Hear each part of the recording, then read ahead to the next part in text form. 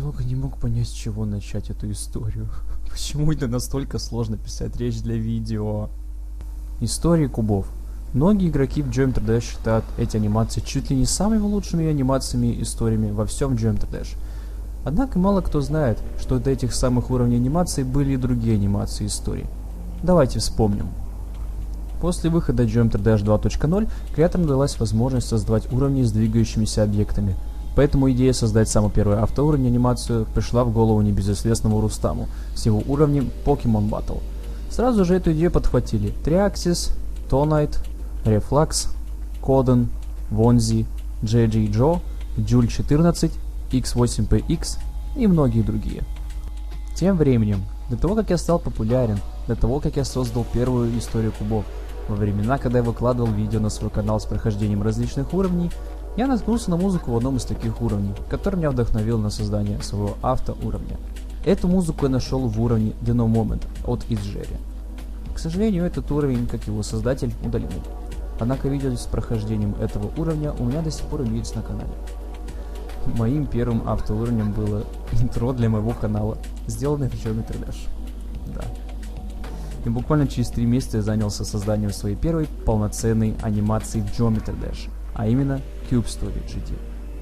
Точно как мне в голову стукнула идея на создание этой анимации, я не помню. Однако с точностью могу вам сказать, что я не своровал идею Uni Animations, который делал анимации по Geometry Dash и выкладывал их на свой YouTube канал. Я достаточно долго не мог определиться с началом этого автоуровня. Сначала у меня была идея создать полуавтоуровень, то есть игрок должен был проходить автоуровень, как и раньше он это и делал, однако вместе с ним должен был проходить этот автоуровень и другой куб, который тебе говорил, куда нужно прыгать, а куда не стоит. Хотя разницы от этого особо и не было. Просто если игрок будет проходить этот автоуровень так, как ему говорил тот куб, то можно было бы получить секретные монетки. Но я решил поэкспериментировать и создал мини-анимацию с появлением этого самого куба. После чего он должен был задаться вопросом «Где я?», а затем перепрыгнуть через одинокий шип. Когда я сделал первую версию этой анимации, мне больше всего понравилось, какая была у куба мимика лица при появлении. Я попытался впихнуть реалистичную мимику для того, чтобы игрок мог понимать мысли куба. И после того, как куб перепрыгнул свой первый шип, мне пришло в голову создать анимацию смешной и в каком-то роде милой. Я решил это сделать так, как уровни анимации, которые были в трендах на тот момент, были либо грустные или криповые, либо на тематику MLG. Именно по этой причине я решил вставить фразу «too easy» в этом уровне. Это был некий намек на MLG анимации. Сразу после небольших препятствий куб встречает другого куба по имени XDemas-X. Почему XDemas-X? Почему не какой-нибудь рандомный знаменитый чел из топ-100? Ну, потому что это мой младший брат. Да, на момент создания этой анимации мой младший брат все время просил меня запихнуть его туда, потому что ему хотелось стать знаменитым. Однако я со смехом смотрел на него, понимая, что этот уровень, как и другие мои неоцененные уровни, останется незамеченным. Но как же я ошибался. Я все дальше пытался заставить игрока смеяться от глупости желтого куба, поэтому стоял момент с его смертью, отчего даже XDemas-X сказал «Hello». Однако я не собирался превращать этот уровень в сплошную неудачную комедию. Именно поэтому мне в голову стукнула идея о босс-файте с хакером и Робтопом. Почему хакер? Почему не кто-либо или что-либо другое? Потому что кто еще? Кто может угрожать самому создателю Geometry Dash? Коммунальные службы? Коллекторы Тинькофф банка? Ну да, наверное, но вариант с хакером все же круче. Для создания босс-файта мне пришлось вложить все свои усилия, так как я раньше никогда не использовал так много триггеров, в особенности мув-триггеров. Момент со злом Робтопа мне очень понравился, потому что мы наблюдали за босс-файтом не в игре, а с монитора Робтопа. После того, как Робтоп вернул хакера обратно в ГД, он поймал его в ловушку, где уже после забанил. Кстати, раньше вместо Don't я написал Don't. А я могу в английском.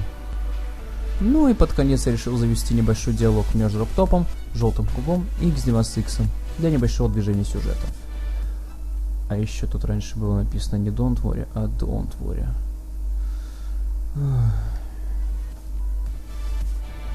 После того, как я выложил этот уровень, я пошел проходить фичерд уровни. И самый первый оцененный фичерд уровень был Take-Off от NESGABA. И на мое же удивление и везение, Робтоп прокомментировал на этом уровне минуты 2 назад.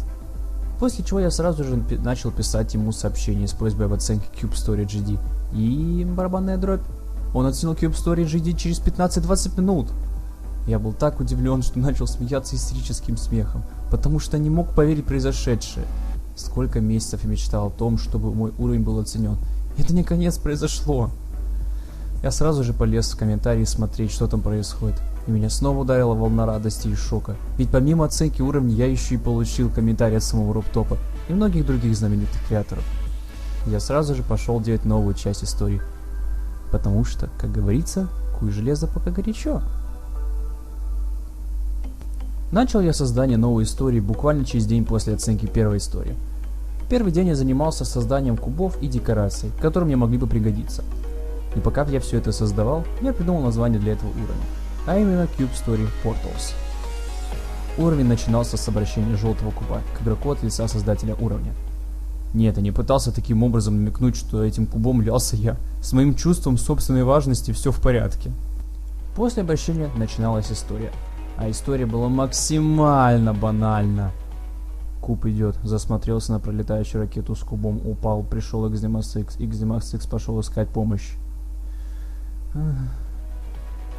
Так как я создавал историю-анимацию, то, как было принято в большинстве старых анимаций, я оставил момент с зависшим в воздухе кубом, который поморгал пару раз, смотря на игрока, после чего упал в пропасть. Момент с перемещением камеры вниз тогда для меня был не так прост в создании, как может показаться. Дело в том, что при подъеме всей сцены вверх игрока могло убить двигающимися блоками, а так как они были не декоративные, то они имели коллизию. Поэтому мне пришлось осторожно поднять нижнюю часть сцены и в нужный момент с помощью тогл-триггера отключить два блока, и когда основная сцена поднимется вверх, включить эти два блока обратно и опустить нижнюю часть сцены. Игрок цел, Mission Complete, респект плюс. Я еще никогда раньше не использовал эффект перспективы, то есть чем дальше объект, тем медленнее он движется. Поэтому для меня это было чем-то новым. Изначально я хотел показать, как Серпонч строит свою башню, Фаннигейм ворует яйцо дракона, Xdemax X находит порталы и с их помощью помогает Серпончу и Фаннигейму спастись от разъяренного дракона, которому позже вернули украденное яйцо. Однако потом я вспомнил про желтого куба, которого нужно было спасти. И поэтому я решил изменить сюжет этой истории, где Xdemax X должен был пройти через кучу испытаний, и после их прохождения он получает Portal Gun и спасает желтого куба. Почему Portal Gun? Почему именно он? Да откуда я знаю? Я создал этот уровень за 4 дня. Больше гемора в создании у меня был, когда я создавал робота. Серьезно, мне пришлось сделать буквально 33 разных спрайта для анимации этого чучела. И под его неуклюжий бег создать уровень. Да главное, чтобы было все под ритм музыки. В общем, получил Xdemax X Portal Gun, спас желтого куба, это не Кент. Ну и по титру я решил сделать смешнявку в виде уничтожения башни Серпонча, ибо зачем я пихал его с Фаннигеймом на задний фон. Сказать честно, вторая история мне зашла больше, чем первая, так как тут я, во-первых, добавил больше декораций, во-вторых, сам по себе уровень был довольно динамичный. Ну и как только я выложил эту историю, я сразу же начал делать наброски для новой истории.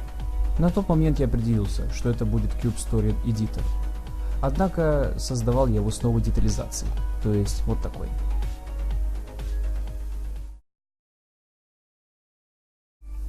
Изначально в уровне я собирался использовать музыку под названием Tria от Xtour.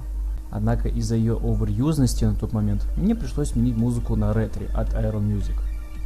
Я решил вести эту историю от лица первого и самого главного героя Cube Story, так как во второй части основным лицом был Xdemax X. И поэтому я решил продвигать сюжетную линию для первого куба, так как он должен быть в центре всего. Для того, чтобы показать связь между прошлой и новой историей, я решил вставить Серпонча с его разрушенной башней из прошлой части. Ну и конечно же оставил шутку про то, что у него неплохая постройка, и он не мог говорить, потому что у него не было рта. После разговора с Серпончем, Куб в прямом смысле этого слова натыкается на Фаннигейма, который устроил весь этот переполох в прошлой части. В прошлом сюжете этой истории Фаннигейм учил главного героя пользоваться редактором, одновременно чиня постройку Серпонча. Однако идея с челленджем для желтого куба мне зашла больше. Оказавшись в редакторе, главный герой был крайне удивлен окружающей обстановке, однако серый цвет всего ему не понравился, поэтому он намекнул Фаннигейму поменять цвет заднего фона, после чего он приступил работать с триггером изменения цвета. Не знаю, как вам, но мне очень понравился момент, когда креатор, который прекрасно знает, как создавать красивые уровни, начал думать, как поменять цвет заднего фона. Типа, сложно. Тем временем, главный герой отошел заниматься своими делами и понаставил рандомных объектов. Один шип и триггер движения, в котором он закрепил движение по оси X относительно игрока. Ну и позже он заметил, что шип стал его преследовать, из-за чего он начал от него убегать и помешал Фанни-гейму решать сложную логическую задачку. В данном эпизоде я снова хотел простебаться над глупостью главного героя, так как он все-таки был новичок в Geometry Dash. Позже желтый куб должен был проходить простые челленджи и дойти до конечной линии, где его поджидал Фанни-гейм. Ну и когда он достиг финала, он был удивлен, ведь Фанни-гейм каким-то необычным и неизвестным для нас образом оказался на противоположной части испытаний. Просто я не знал, как иначе сделать так, чтобы он там оказался. Ну и вот, главный герой научился пост-редактором, поэтому он решил построить свой собственный дом. Как мне кажется, идея с постройкой дома была очень даже хорошей, так как нужно было объяснить игроку, где живут кубы в этой вселенной. Момент с постройкой дома мне очень даже понравился. Он был достаточно прост в создании, но, тем не менее, выглядел очень даже неплохо. Ну и под конец я решил сделать арт себя спящим за ноутом, так как хотел показать людям, что я реально сидел и делал эти истории с утра до поздней ночи. Эта история, как и мои прошлые истории, была оценена достаточно быстро. Однако люди хотели больше историй, с более интересным сюжетом. Дело в том, что на тот момент очень многие вдохновились моей идеей с Cube Story и начали делать свои истории. Однако большинство из них были сделаны по шаблону. То есть, игрок появился, игрок перепрыгнул через шип, игрок увидел хакера. ОМГ хакер! Появился Роптоп. ОМГ Роптоп! Был спать сделан на 5 мув триггеров. Роптоп победил. ОМГ выпусти 2.2, оцени мой левел, ПЖ. Заянт. Ну и создать Cube Story с каким-то интересным сюжетом, да главное, чтобы это было быстро, было проблематично. Я достаточно долгое время был АФК. Я просто не знал, о чем делать историю. У меня была идея сделать босс-файт с хакером, но эта идея была оверюзна. Была идея создать историю от 2.1, но она была слишком скучной. Поэтому начал спрашивать людей, какую историю вы хотите. Но, увы, большинство говорили одно и то же. Хакер, босс-файт, роптоп, добавь меня в эту историю, ну и так далее. Мне даже пришлось стримить одно время прохождения рандомных уровней и одновременно слушать идеи игроков для новой истории. Однако, я так и не услышал больше хороших идей. Поэтому я решил сделать именно то, чего так все хотели. Cube Story Boss Fight. Да, сначала этот уровень имел такое название. Однако позже мне в голову стукнула идея с неким телешоу, которое Geometry Dash Community очень любит смотреть. И называлось оно The Top. АК самый лучший или лучше всех. Не столь важно, главное, что суть понятна. Для этой истории подобрал самую подходящую музыку, а именно Паладин от Envy. Она в самый раз подходила для сражений. Уровень начинался достаточно просто, однако это начало было очень важно для сюжета Cube Story. Когда-нибудь вы это поймете. В начале истории мы наблюдаем дом, построенный главным героем, и уже после того, что внутри его. Увы, с размерами тут все достаточно плохо. Снаружи дом выглядит мелким, а внутри такое ощущение, что куб уменьшился в раз 10. Однако исправить этот недочет было бы проблематично, поэтому я просто назову это все моей собственной стилистикой, и никто мне ничего не предъявит. Интересный факт. Я пытался стримить, как я создавал эту историю, однако мало кто смотрел это полноценно, так как из меня стример, как из учителя по русскому хороший физик. Главный герой садится на стул, закусывает чипсонами и начинает смотреть по телевизору The Top. Момент с переключением кадра на экран телевизора мне очень понравился, так как создавалось ощущение, что ты реально смотришь ТВ-шоу в Geometry Dash. 4 участника были подобраны рандомно, а ведущий этого ТВ-шоу, Олег The Troller, мой один старый друг, который, кстати, помог мне с декором в этой части. Все бы ничего, если бы я сделал хоть какой-нибудь задний фон во время файта, но его просто не было, а все, что было, это летящие отовсюду шипы и выстрелы Микки и Вицбикрафта. Однако файт с Spyro 16 и Райаном не зашел больше, даже с отсутствием заднего фона. Во-первых, он не особо-то и нужен там. Во-вторых, тут имеется поезд, который занимает нижнюю часть экрана. В-третьих, слишком много движения за 8 секунд, поэтому декорации на заднем фоне могли только мешать. Почему у Spyro 16 была лазерная пушка, а у Райана не было? Да я не знаю, честно. Могу предположить, что Spyro 16 донатил на лутбоксы. После того, как Райан выбил пушку из рук... Или погодите. У кубов нет рук. Ай, неважно. После того, как он выбил пушку из рук Спайра 16 и поставил блок сверху его, Райан сказал ему посмотреть вверх. Ну и потом блок вбил его в последний вагон, где, кстати, находился Xzimas X. Но об этом чуть попозже. После второго файта должен был начаться финальный файт между Микхой и Райаном. Однако внезапно появился хакер, который решил помешать им обоим выиграть. Да, хакера, как вы уже поняли, я добавил не по своей инициативе. Эта часть файта мне зашла больше всех файтов, которые когда-либо создавал в Cube Story, так как тут двум кубам пришлось объединить усилия, чтобы победить хакера. Да и просто это все выглядело очень динамично, особенно под ритм музыки. Ну и под конец, во время титров, я решил запихнуть хакера, находящегося в его разрушенной машине, который позже пригрозит нам, что он еще вернется. Сначала я думал, что уровень был сделан отвратно, так как я пытался запихнуть все, что мне приходило в голову, поэтому заранее извинился перед игроками, что он мог выглядеть не так, как хотели и ожидали они. Оценку уровень получил уже не так быстро, как раньше, ввиду того, что наряду с этим уровнем были сотни похожих уровней с однотипным сюжетом. Ну и теперь, как бы сильно мне не хотелось, но мне придется рассказать про Cube Story Real End. Изначально я хотел сделать историю про апокалипсис из-за хакера, который устроил его. Уровень должен был проходиться не под музыку, а под готовую звуковую дорожку для этого самого уровня, которую я должен был загрузить на Newgrounds. Над самой звуковой дорожкой я работал в течение месяца. Правда, я особо не заботился о его качестве. То есть, все было сделано как будто на быструю руку. У меня даже сохранилась первая версия этой дорожки. Поэтому я могу вам показать, как должен был звучать Cube Story Real End.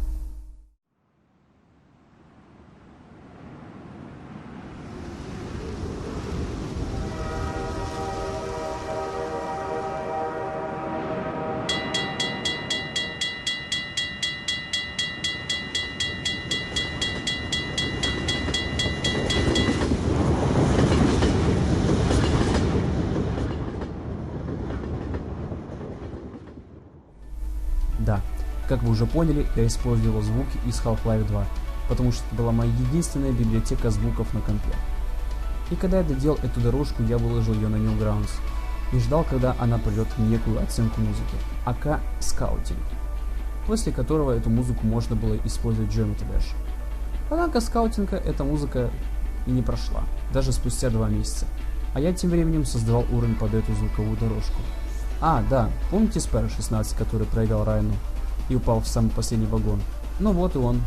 Так я снова пытался связать прошлую историю с новой историей. И боже, сколько же было дыр в сюжете и бессмысленных моментов. Во-первых, какого черта этот одиночный семафор мигает? И почему он звенит, как будто это светофор, который стоит на переездах? Во-вторых, куда делся блок, из-за которого Спайра 16 оказался в этом вагоне? В-третьих, что это за херотень? Думаю, что это похоже на птицу. В-четвертых, к чему был этот бессмысленный, никому не нужный диалог? И да, этот взрыв объяснить можно будет только после выхода новой части Cube Story. В-пятых, в-шестых, а торнадо F9, которое еще никогда не было на нашей планете, является теоретическим. Было бы невозможно укрыться под 1-метровым слоем земли или чего-то там еще, из чего там сделан пол ГД. Ну и потом, когда я выяснил, что звуковая дорожка, которая была на Newgrounds, так и не прошла скаутинг, я очень сильно отчаялся, поэтому не знал, что делать дальше. Но, к счастью или сожалению, я нашел вполне подходящую музыку для этого уровня – Come Alive от Аки и Кабуки. Заканчивается уровень максимально по-идиотски. Экран темнеет, герои закрывают глаза, банки падают с полок и разбиваются, а землетрясение усиливается. А конечное интро, так это вообще максимум идиотизма.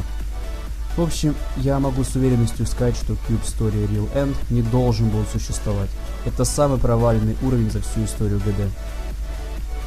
Как только я выложил этот уровень, я решил придумать отмазку, что якобы я так хотел закончить эту моду на Cube Story. Пиздишь. Но, само собой, Geometry Dash комьюнити не оценила такой резкий поворот событий. Я очень долгое время не знал, что делать дальше. Но через 2-3 месяца решил сделать некий Cube Story Auto Game. То есть Cube Story, но не автоуровень, а как полноценная игра, созданная в игре. Что-то похожее успел для меня сделать Серпонч, пока я создавал эту историю. Так называемый мастер-гейм. Дело в том, что я еще никогда не делал Cube Story как отдельный игровой режим, так как это достаточно непросто, ведь создать игру в игре — это технология, которая известна немногим. Перед тем, как я начал создавать Cube Story Darkness, я решил написать что-то типа сюжета. Он был не сильно большим. Заключался он в том, что мы должны были выбраться из-под завала, и позже, проходя через различные преграды в виде зомби-кубов и разнообразных аномалий, о которых мы поговорим чуть позже, игрок должен был дойти до некой лаборатории. В ней его поймают, и вместо того, чтобы помочь, просто проведут на нем очередной эксперимент, который прошел успешно, и куб не стал очередным зомби. В лаборатории главный герой должен был находить различные ключи для открытия дверей и подбирать пароли к дверям, отключить систему безопасности, взять бомбу, подорвать дверь главного выхода и уже после выбраться наружу. На момент создания этой истории я думал сделать еще много чего. Однако музыка, которая играла в данном уровне, длилась около 5 минут, а этого было недостаточно. Поэтому я решил закончить Cube Story Darkness на моменте с выходом из лаборатории и уже продолжить эту историю в отдельном уровне, с отдельной музыкой и так далее и тому подобное. Но, к сожалению или к счастью, все, что я создал, было потеряно из-за бага в Geometry Dash. Дело в том, что тогда я не сохранял весь свой прогресс аккаунта, и вдобавок я просто был идиотом. И да, что касается аномалий. Эту хрень я фактически своровал из трилогии Stalker, потому что аномалии, они крутые, опасные, а значит интересные. Ну и вот, я выложил Cube Story Darkness, который сделал за 3 месяца и впал в глубочайшую депрессию. Окей, нет. На оценку этой истории я даже не надеялся. Если так подумать, то эта история не должна была получить оценку, так как она была не завершена и особой роли в сюжете Cube Story не играла. Но, видимо, Роптоп не знал этого, и поэтому оценил уровень. Да, с последними 2 историями у меня возникли множество проблем, как во время их создания, так и после. Думаю, что на этой грустной ноте можно заканчивать этот ролик. Всем спасибо за просмотр, еще увидимся. Да ладно, я пошутил. Я еще не рассказал вам пару вещей по поводу самой последней части Cube Story, над которой я до сих пор веду разработку. Ну и начать хотелось бы с сюжета. Да, сюжет этой истории я прописал полностью, то есть все диалоги, полное описание действий главного героя, описание окружения, звуков и всего, чего только можно было писать. И тогда сюжет занял у меня порядка 30 страниц. Хотя сейчас я сократил его до 21 страницы, ибо воды там было как в «Войне и мире». Вообще, я думал сделать эту историю отдельной игрой. Правда, у меня могли бы возникнуть проблемы с авторским правом, хотя тут вы найдете полным-полно клонов Geometry Dash. Ну и фиг с ним, буду делать историю в Geometry Dash 2.2, сказал я себе, понимая, что обнова не видит еще лет так 5. Как многие уже могли понять, я не стану использовать одну лишь музыку в этой истории, а вместо нее все звуки, эмбиенты и музыки в одном звуковом файле, и загружу его на Newgrounds. Ну и уже в Geometry Dash 2.2 с помощью музыкального триггера буду использовать все эти сэмплы из этого музыкального файла. Звучит бредово, но на деле это будет полнейшим безумием из триггеров. Хотя, если так подумать, то будущий Cube Story будет полностью состоять из триггеров. Ну, теперь я думаю, я точно рассказал все о Cube Story, что хотел. Ну, разве что не рассказал сюжет новой части, но никто не любит спойлеры. Теперь-то я уж точно прощаюсь с вами. Благодарю вас за просмотр этого видео. Если вам понравилось, то вы знаете, что делать. Если же у вас остались какие-либо вопросы по поводу Cube Story, то смело задавайте их в комментариях. Я обязательно на них отвечу. Еще увидимся! Твою мать, 24 минуты видео длится. Оно ж монтироваться в 4 часа будет. Господи!